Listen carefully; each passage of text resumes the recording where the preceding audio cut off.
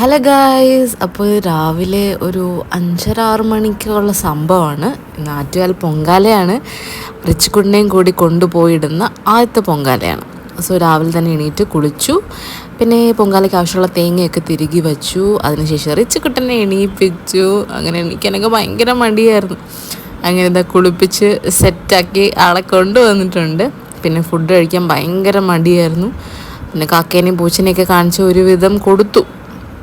അതിനുശേഷം ഞാൻ പോയി ഡ്രസ്സൊക്കെ മാറ്റി.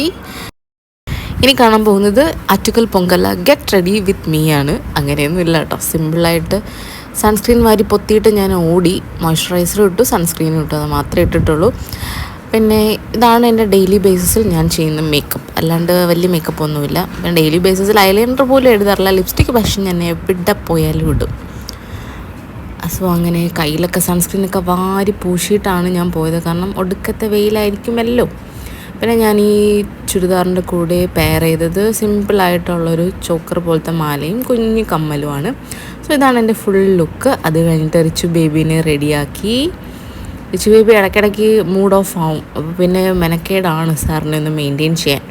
അത് കഴിഞ്ഞിട്ട് ഞങ്ങൾ പൊങ്കാല ഇടുന്ന കരമനയുള്ള അമ്മയുടെ വീട്ടിലെത്തി. അവിടെ പോയിട്ട് നമ്മളിപ്രാവശ്യം മണ്ടപ്പുറ്റും തെരളി പാൽപ്പായസം ഇത്രയാണ് പ്ലാൻ ചെയ്തേക്കുന്നത്. സോ അതിനെല്ലാം കുഴച്ച് സെറ്റാക്കി വച്ചിട്ട് നമ്മൾ റിച്ചു ബേബിക്ക് ഒരു പഴം എടുത്തു കൊടുത്തു. ആ പഴം തിന്നില്ല, പകുതി അവിടെ എവിടെയും കളഞ്ഞു. പിന്നെ അത് കഴിഞ്ഞിട്ട് സമയമാവാൻ വേണ്ടി എല്ലാവരും വെയിറ്റ് ചെയ്തു. കലമൊക്കെ ഡെക്കറേറ്റ് ചെയ്ത് കലമൊക്കെ സുന്ദരിയാക്കി നമ്മൾ റിച്ചു ബേബീനെയും കൂടെ കൊണ്ട് അത് വച്ചിട്ടുണ്ട്. റിച്ചു ബേബീനെ കൊണ്ട് അരിയിടാനാണ് പ്ലാൻ. സോ വെള്ളമൊക്കെ നിറച്ചു. സോ എല്ലാവരും ആ അമ്പലത്തിൽ കത്തിക്കുമ്പോൾ നമുക്ക് ചെണ്ടമേളം കേൾക്കാൻ പറ്റും. സോ അതിന് വേണ്ടി വെയിറ്റ് ചെയ്തു.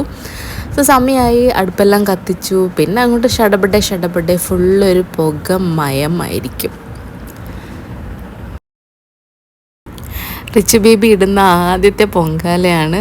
ഞാൻ എപ്പോഴും ആറ്റുകാൽ ദേവിയുടെ മുന്നിൽ വന്നിട്ട് പ്രാർത്ഥിച്ചാണ് റിച്ചു ബേബിനെ കിട്ടിയത്. സോ എനിക്കിത് ഭയങ്കര ഭയങ്കര ഇമ്പോർട്ടൻ്റ് ഡേ ആണ് എല്ലാ വർഷവും.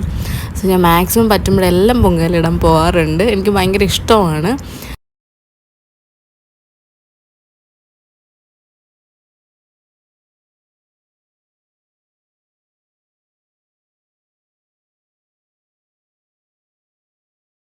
അങ്ങനെ വളരെ ഭംഗിയായിട്ട് ഈ വർഷത്തെ ആറ്റുകാൽ പൊങ്കാലത ഇവിടെ കഴിഞ്ഞു. റിച്ചു ബേബി നല്ല തളർന്നു, കുറച്ച് നേരം ഉറങ്ങി. പിന്നെ അത് കഴിഞ്ഞ് എപ്പോഴത്തെ പോലെ അന്നദാനം, അത് മെയിനാണല്ലോ. അറ്റ് ലാസ്റ്റ് നമ്മളിതാ നേദിച്ചു. ഇത്രയേ ഉള്ളൂ. ടാറ്റാ, ബൈ ബൈ ഉമ്മ.